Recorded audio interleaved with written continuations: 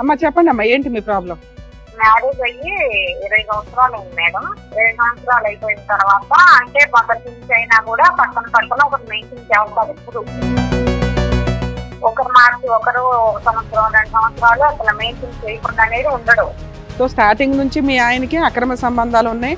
ప్రతి 1-2 years కి ఎవరో ఒక అమ్మాయిని మారుస్తూ కొత్త వాళ్ళని మెయింటైన్ చేసుకుంటూ వస్తున్నాడు. బయట ప్రపంచానికి అంటే మేము మనం మామూలుగా వచ్చాము, బయట ప్రపంచానికి నువ్వు వెళ్ళాలని నాకు ఉండాలి. నాకైతే నువ్వు నీకేం ఇవ్వను. పగలు నీ దగ్గర, రాత్రి ఆవిడ దగ్గరికి వెళ్తున్నాడు. ఎవరన్నా కంప్లైంట్ ఇస్తేనే మేము మాట్లాడగలమమ్మా.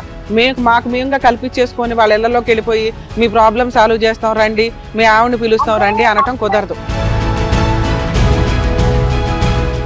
తప్పు చేసిన వాళ్ళని వీళ్ళ సొంత పర్సన్స్ని వదిలేసి అవతల లేడీస్ మీద అటాక్లు ఇవ్వడం స్టార్ట్ చేయడం వల్ల లేడీస్ హక్కులు డ్యామేజ్ అవుతున్నాయి.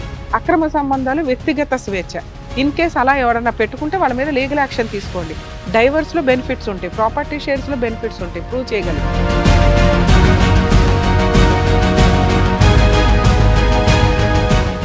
నమస్తే, welcome to Adalat with advocate Ramya. మీ సమస్యల్ని తనదైన శైలిలో పరిష్కరిస్తూ ఎన్నో కుటుంబాల్లో వెలుగును నింపుతున్నారు ప్రముఖ హైకోర్టు అడ్వకేట్ ఆకుల రమ్యకుమారి గారు. మేడం ఉన్నారు, పలకరిద్దాం. నమస్తే మ్యామ్. నమస్తే రీనా. బాగున్నారా? బాగున్నాను. సో మన కాలర్స్ రెగ్యులర్ గా కాల్ చేస్తూ వాళ్ళ యొక్క సమస్యను తెలుపుతూ ఉన్నారు. మీ యొక్క స్టైల్లో వాళ్ళకి ఎంతో హ్యాపీగా అండ్ ఇన్స్పిరేషన్ గా చెప్తూ ఉంటారు. వాల్యుబుల్ టైం కూడా once again thank you so much. Thank you. So ఈ రోజు కూడా కాలర్ రెడీగా ఉన్నారు, మాట్లాడు. హలో. హలో, నమస్కారం అండి, మీ పేరు? నిబ్బరగంగా తోడిస్తుంది. ఎక్కడి నుంచి కాల్ చేస్తున్నారండి? గుంటూరు అండి, గుంటూరు విజయవాడ వెళ్ళే రోడ్ లో. ఓకే ఓకే, గుంటూరు నుంచి కాల్ చేస్తున్నారు భువనేశ్వరి గారు. మీ యొక్క సమస్యని రమ్య మేడం తోటి చెప్పుకోవడానికి కాల్ చేశారు. మేడం అయితే రెడీగా ఉన్నారు. మీ సమస్య అనేది చాలా క్లుప్తంగా తెలపడానికి ట్రై చేయండి, ఓకేనా? సరే మేడం. రెడీ అండి, మాట్లాడండి. భువనేశ్వర్ గారు నమస్తే అమ్మా. నమస్తే మేడం. అమ్మ చెప్పండి అమ్మా, ఏంటి మీ ప్రాబ్లం? ప్రాబ్లం అంటే మా మ్యారేజ్ అయ్యి 20 సంవత్సరాలు అయింది మేడం. 20 సంవత్సరాలు అయిపోయిన తర్వాత అంటే ఒకరి నుంచి అయినా కూడా పక్కన ఒకరు మెయింటైన్ చేస్తారు. ఎప్పుడు ఒకరు మార్చి ఒకరు 1 సంవత్సరం 2 సంవత్సరాలు అసలు మెయింటైన్ చేయకుండా అనేది ఉండడు. అంటే ఎప్పుడు 1-2 years కి ఎవరో ఒక అమ్మాయిని మెయింటైన్ చేస్తూ ఉంటాడని చెప్తున్నారు మీరు. చేస్తారు మేడం. చేస్తున్నా కూడా ఇవన్నీ నీకు తెలిసి నువ్వు సర్దుకున్నావా తల్లి? ఏంటి మేడం? ఇవన్నీ మీకు తెలుసా ముందు నుంచే? మ్యారేజ్ అయినాక నాకు 2 సంవత్సరాలు తెలుసు మేడం, అంత ముందు అయితే తెలియదు. ఏం చేస్తాడమ్మా మీ ఆయన? ఫస్ట్ లో వరల్డ్ కప్ రోడ్ లో తులసి హాస్పిటల్లో మేనేజర్ గా చేశాడు. తర్వాత మళ్ళీ అంబులెన్స్ కొనుక్కున్నాం. ఇంకా అలా మెయింటైన్ చేస్తా ఉన్నాడు. మధ్యలో 4 సంవత్సరాలు మారేసి బాగున్నాడు, అన్ని మర్చిపోతాను, నువ్వే కావాలి, నాకు నాని కావాలని మారాడు. మీ ఇద్దరికి పిల్లలు ఉన్నారమ్మా? పాప ఉంది మేడం, ఒక పాప కూడా మా పెళ్ళి 22 సంవత్సరాలు, పాప 20 సంవత్సరాలు. ఓకే అమ్మా, చదువుకుంటుందా? చదువుతుంది. అగ్రికల్చర్ ఇక్కడ విజ్ఞానంలో జాయిన్ చేసాం, అట్లా 3లో మేడం. ఇంకైతే అట్లా కంటిన్యూ చేస్తుంటే సరే పాప ఉంది ఇంకా ఏం చేసినా అమ్మా మీ ముగ్గురే ఉండేవాళ్ళ? మీ అత్త మామలు కూడా ఉంటారా మీతో పాటు? ఎవరే ఉంటాం మేడం, నేను మా హస్బెండ్ ఇద్దరమే గుంటూరులో ఉంటాం. మా మ్యారేజ్ అయిన అంటే మేము ఇద్దరమే ఉంటాము, ఇంకెవరు ఉంటాం. ఇక్కడ మా అత్తగారు బిడ్డలు దగ్గర ఉంటారు. ఓకే అమ్మా. సో స్టార్టింగ్ నుంచి మీ ఆయనకి అక్రమ సంబంధాలు ఉన్నాయి. ప్రతి 1-2 years కి ఎవరో ఒక అమ్మాయిని మారుస్తూ కొత్త వాళ్ళని మెయింటైన్ చేసుకుంటూ వస్తున్నాడు. తెలుస్తారు మేడం. మళ్ళీ ఏం జరిగిందంటే ఒక దగ్గర తాలూకా దగ్గర కూడా కేసు పెట్టేసి ఒక అమ్మాయి అలా 8 సంవత్సరాల క్రితం అయిపోయింది. ఆ అమ్మాయి ఏమైనా కేసు పెట్టిందమ్మా మీ ఆయన మీద? అంటే వీళ్ళిద్దరు పెళ్లి చేసుకొని వేరే ఫ్యామిలీ పెట్టారు, కానీ కేసు పెట్టినంత వరకు నాకు తెలియలేదు. వాళ్ళ పేరెంట్స్ కేసు పెట్టేసి వాళ్ళ అమ్మాయిని తీసుకెళ్లారు. 2 రోజులు అక్కడ ఉంచేసి వదిలేశారు. ఆ అమ్మాయిని పెళ్లి చేసుకున్నాడని పెట్టింది ఆ కేసు? చేసుకొని రూమ్ కూడా పెట్టాడు మేడం. ఇల్లు కూడా తీసుకొని కాపురం స్టార్ట్ చేశారు. ఇప్పుడు పెట్టిన ఏం జరుగుతుందంటే 3 సంవత్సరాల నుంచి ఒక ముస్లిం సామా పరిచయం అయింది మేడం. నాకు మేము హౌస్ కట్టుకుంటుంటే మనీ అన్ని నేను కొన్ని మా హస్బెండ్ ఇస్తున్నా. ఇస్తుంటా ఈ ఇంటికి అప్పులు తెచ్చేసి మరి ఇంటికి పెట్టింది ఇంటికి పెట్టలేదు పనికి పెట్టేసి అలా పరిచయం ఉంటారు. మా గృహ ప్రవేశానికి వారం ముందు పుట్టినరోజుతో ఫోటోలు దిగింది కనిపించింది. మనము మనమడు పుట్టినరోజు మళ్ళా ఫోటోలు కనిపిస్తేనేమో తర్వాత మా గృహప్రవేశం రోజులో గొడవలు ఎందుకని ఆగేసి గృహప్రవేశం రోజు నైట్ మా చెల్లి వాళ్ళ అమ్మాయికి ఇచ్చాను. చెల్లు చూడమ్మా నా చదువు లేదు ఏముంది కదా నా చెల్లు మా నిద్రపోయారు మర్చిపోయి. చూస్తే అది భయంకరంగా అసలు మా ఫోటోలు మేము చూడలేని ఉన్నాయి. ఎవరితో? మీ ఆయన తోట? ఎవరి ఫోటోలు అమ్మా అవి? అంటే వేరే ఆమెని చేసుకున్నాను అంట చెల్లి. ఎవరో మీ ఆయన? అంతకు ముందు స్టోరీ కాకుండా ఇప్పుడు ఇది కొత్త స్టోరీ, 3 సంవత్సరాల నుంచి నడిచే స్టోరీ. ఈ 3 అట్లా పెళ్లి చేసుకున్నట్టుంటే గృహప్రవేశం అయిపోయినాక గొడవలు స్టార్ట్ అవుతున్నాయి. ఏమి చెప్పినా ఏమన్నా కొడుతున్నాడు. కొట్టేసి ఇల్లు కొట్టడము. మేము ఉండే దగ్గర ఎవరు లేరు, ఎక్కువ ఇల్లు లేవు. ఇంకా కుటుకుమంటే కొట్టేస్తున్నాడు. కాదమ్మా, ఇప్పుడు నీకు ఎవిడెన్సులు దొరికినాయి, నీకు ఆ ఫోటోలు ఎవరు పంపించారు? మాకు ఆ ఫోటోలు అంటే మా హస్బెండ్ సెల్ నుంచి మేము తీసేసుకున్నాం. ఓకే, ఆయన ఫోన్ లో మీకు ఇవన్నీ తెలిసినాయి. అవి తీసుకొని ఏం జరిగిందంటే మా మధ్య అంటే సొంత అక్కచెల్లిలో అన్నందమ్ములు చేసుకున్నాం. ఓకే, మా మధ్య నాకు సపోర్ట్ గా మా చెల్లి ఆమె దగ్గరికి వెళ్ళి గొడవ పెట్టుకున్నారు. అన్నయ్య ఇలా ఏంది అంటే అది ఏం చెప్పిందో తెలియదు వచ్చి మా మధ్యని కొట్టేసింది. అమ్మాయి వచ్చి మీ ఆయన్ని కొట్టిందా? మా ఆయనే మా మధ్యన కొట్టేసింది. దాంతో మీకేం పని ఆమె నచ్చి తిట్టారని చెప్పేసి ఇప్పుడు మీకు సపోర్ట్ చేస్తున్న మీ మరిదిను వాళ్ళ ఆవిడ మీ సిస్టర్ లాంటి ఆవిడ వీళ్ళిద్దరూ కలిపి మీ ఆయన ఎవరికైతే అక్రమ సంబంధం పెట్టుకున్నాడో వాళ్ళ ఇంటికి వెళ్ళి గొడవ పడ్డారు. అది తెలిసి మీ ఆయన మీ మరిదిని కొట్టాడు. కొట్టేసరికి ఆ ఫోటోలు బయట పెట్టారు. బయట పెట్టిన తర్వాత మేముండేది ఆర్టిస్ట్ కాలనీలో. ఆ వాటి మొత్తానికి యూట్యూబ్ లో పెట్టేశారు. దాని పరువు తీయాలని చెప్పేసి. మీ ఆయన పరువు కూడా పోతుంది కదమ్మా. అంటే మా అబ్బాయికి మైండ్ బాగోదు మేడం, సైకో లాగా తయారైంది. మెదడు నరము పోయింది. అక్కడ హైదరాబాద్ లోనే సర్జరీ చేయించాం 8-9 సంవత్సరాల క్రితం. ఎవరికి? మీ ఆయనకా? మా మధ్య గారికి. నా కోపంతో అబ్బాయికి ఏం తెలియక పెట్టేసింది అలా. అమ్మా, నువ్వు ఎవరి స్టోరీ మాట్లాడుతున్నావు తల్లి? మాది మేడం. కాకపోతే మా మధ్య మా ఫోటోని పెట్టేశాడని చెప్పేసి అప్పటి నుంచి అందరికి తెలిసింది. మీ ఆయన మీరెందుకు ఒక నిమిషం అమ్మా, మీరు ఎందుకు వెళ్ళి అమ్మాయితో మాట్లాడారు అని మీ ఆయన మీ మరిదిని కొట్టాడు. మీ మరిదికి కోపం వచ్చి అవన్నీ సోషల్ మీడియాలో పెట్టేశాడు. పెట్టేసరికి ఇప్పుడు ఏమంటున్నాడంటే అందరికి తెలిసింది, నాకు అదే కావాలి, నువ్వు వద్దు, నా పరువు తీశారు, నాకు అమ్మాయే కావాలి, మీరు వద్దు అంటున్నాడు. వద్దంటున్నాడు. బయట సరే వద్దన్నావు కదా ఎందుకో అంటున్నా నేను. అట్టెళ్ళిపోవడం బయట ప్రపంచానికి అంటే మనం బాగుపరిచాము. బయట ప్రపంచానికి నువ్వు చెల్లాలాగా నాకు ఉండాలి. నాకైతే నువ్వు వద్దు, నీకేమి ఇవ్వను. మేము ఏదన్నా ఒక 10 రూపాయలు అడిగినా 10 సార్లు కొట్టేస్తాడు. నా కాళ్ళు లేవు, నేను తెచ్చుకోవాలా, నా దగ్గర లేవని. ఇప్పుడు అంబులెన్స్ సర్వీస్ టోల్ అవి ఇవి మొత్తం నాకే పెట్టేసి రాత్రి 10ంటికి వెళ్ళిపోతాడు డైలీ. ఉదయం 5ంటికి వస్తాడు. పగలు నీ దగ్గర, రాత్రి ఆవిడ దగ్గరికి వెళ్తున్నాడు. పగలు మా దగ్గరకు ఉన్న మాకేం లేదండి, అది మాటలు కూడా ఉండవు. అంటే నేను ఈ కోపంతో మాటలు కూడా ఉండవు మాకు. మీరు వంట చేస్తే వంట తింటాడా, భోజనం చేస్తాడా? ఇష్టమైతే తింటాడు, లేదు చేశాను రమ్మంటే వెళ్ళిపోతాడు. ఓకే. ఇప్పుడు పాప ఏదన్నా డాడీ నాకు ఫీజు కట్టాలి, అది కట్టాలి, ఇది కట్టాలంటే నేను తెచ్చిపోతాను, నా దగ్గర లేవంటాడు. ఇలా ఎప్పటి నుంచి నడుస్తుందమ్మా ఫైనల్ గా? 2 సంవత్సరాలు. 2 సంవత్సరాల నుంచి?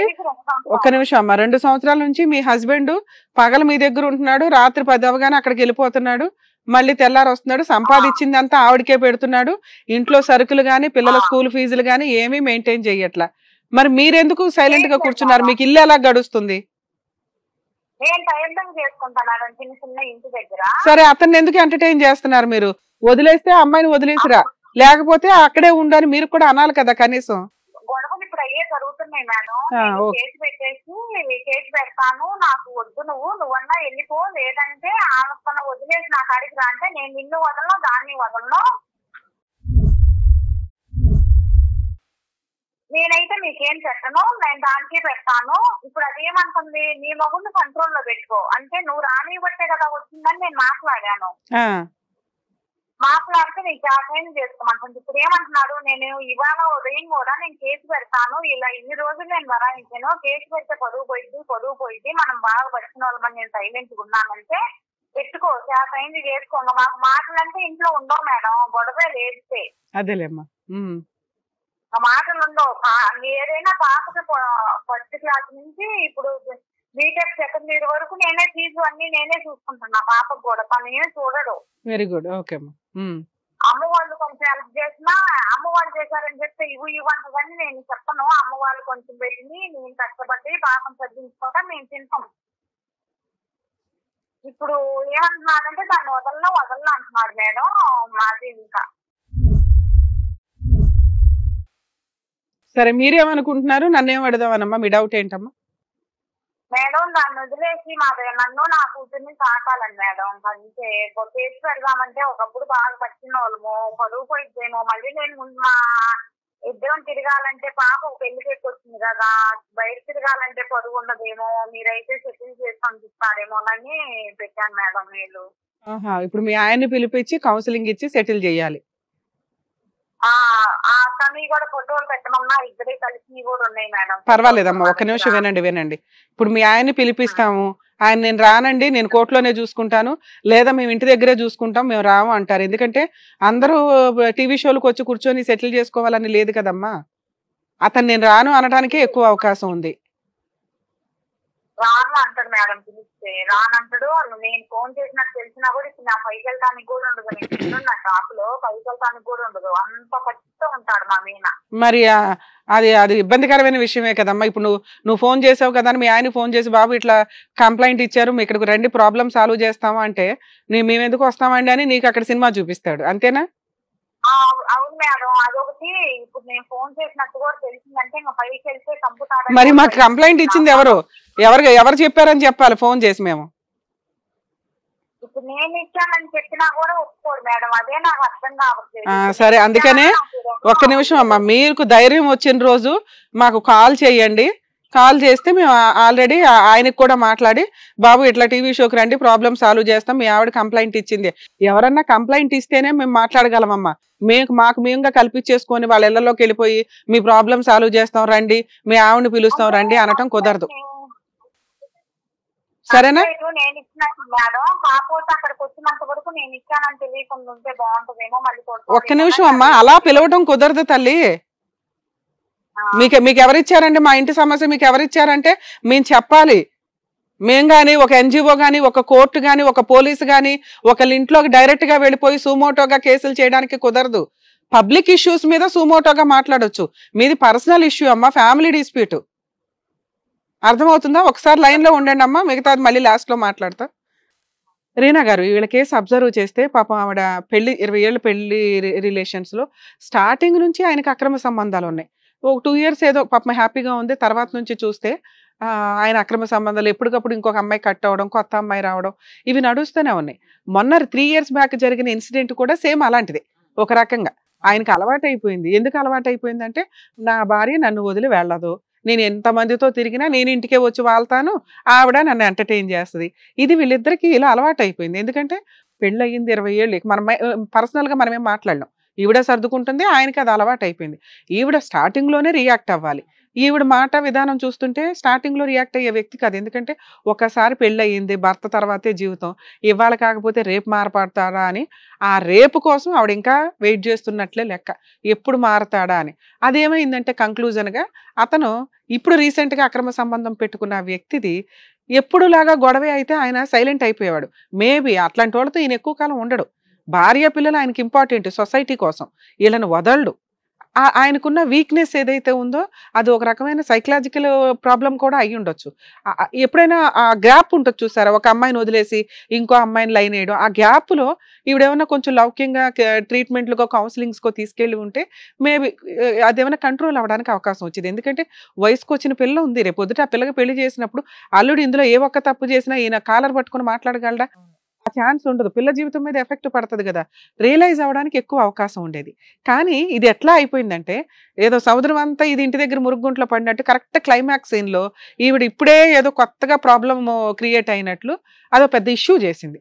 ఆ ఇష్యూకి ఆ మరిదిను సిస్టర్ వరుస ఉన్న వాళ్ళు వెళ్ళి గొడవ పడటం, అది పబ్లిక్ ఇష్యూ అయిపోవడం.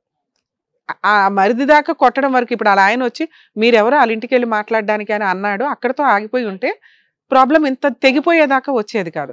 అది ఎంత దాకా వచ్చిందంటే ఈయన వెళ్ళిపోయి నన్ను కొడతావా, నువ్వు తప్పు చేసి ఇన్నేళ్ళు ఆ వదిన్ని ఇంత హింసిస్తున్నావని ఈయనకి ఆల్రెడీ ఏదో ప్రాబ్లం అంటుంది కదా, సోషల్ మీడియాలో పెట్టేశాడు.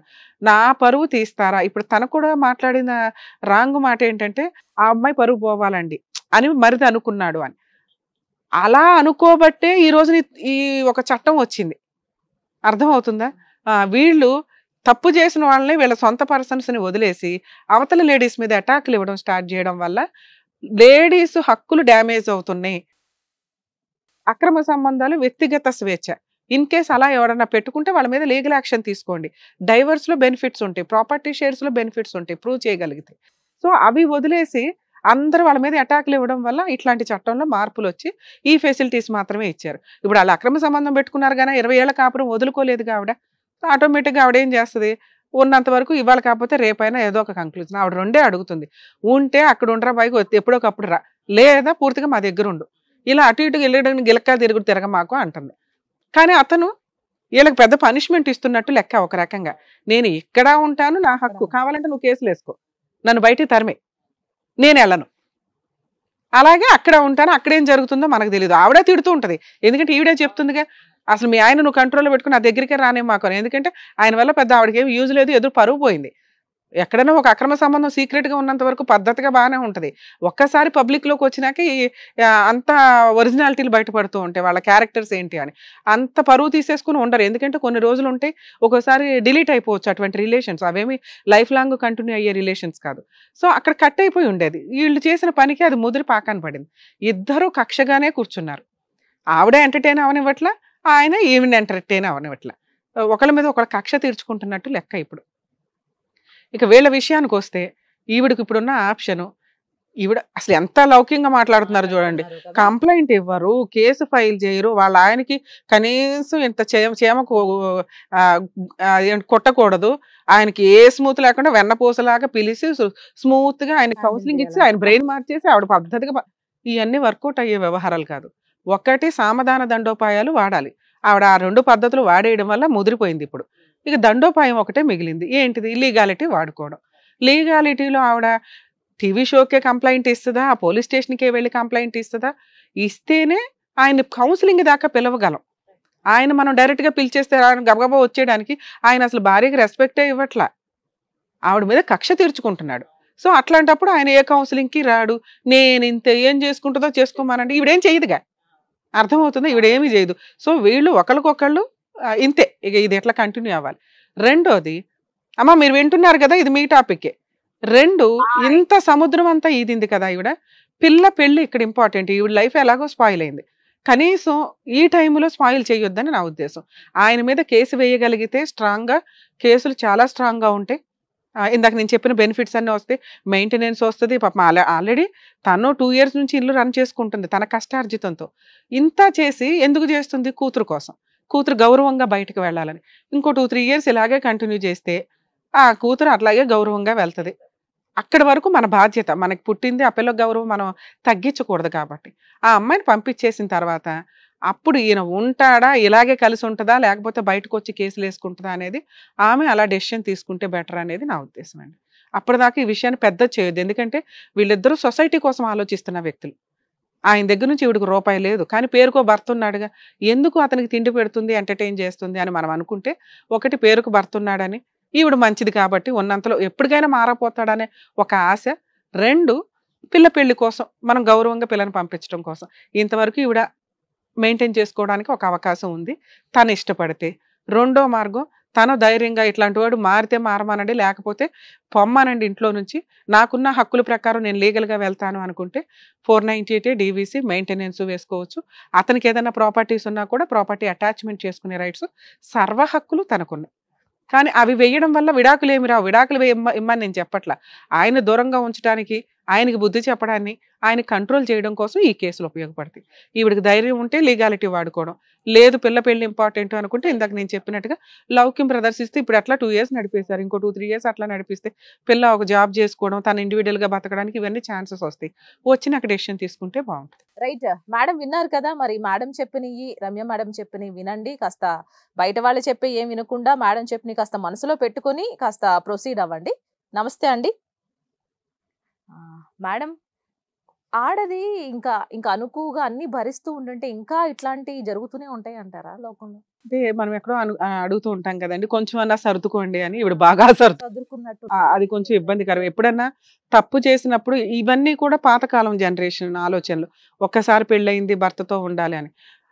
మన ప్రాణం దాకా వస్తేనో, మన క్యారెక్టర్ దాకా వస్తేనో, లేదా కుటుంబంలో ఇట్లా క్యారెక్టర్లు వేస్తూ ఉంటేనో అలాంటి వ్యక్తుల విషయాల్లో కొంత డెసిషన్ తీసుకోవడం బెటరు. కానీ ఈ కేసు ఇంక ఇప్పుడు చెప్పలేమ్మా. ఆల్రెడీ మ్యాక్సిమం లైఫ్ స్పాన్లో వీళ్ళు సొసైటీకి ఒక గుడ్ విల్ ఉన్న కుటుంబం కింద బయటకు వచ్చారు. కొంచెం సర్దుకోవాలి ఇంక ఇప్పుడు తప్ప. ఆవిడ ఎట్లా డెసిషన్ తీసుకుంటుంది? 2 ఆప్షన్స్ ఉన్నాయి, రెండిట్లోనూ ఈవిడ లీడర్ కాబట్టి ఆవిడకి సర్వ హక్కులు ఉంటాయి. సో గైస్, విన్నారు కదా, మరి మీకు కూడా ఎటువంటి న్యాయపరమైన సలహాలు కావాలన్నా, సూచనలు కావాలన్నా ఏం చేయాలి? స్క్రీన్ పై కనిపిస్తున్న నెంబర్కి వెంటనే కాల్ చేయండి. మరో ఎపిసోడ్తో మళ్ళీ కలుసుకునే ప్రయత్నం చేస్తాం. నమస్తే. నమస్తే.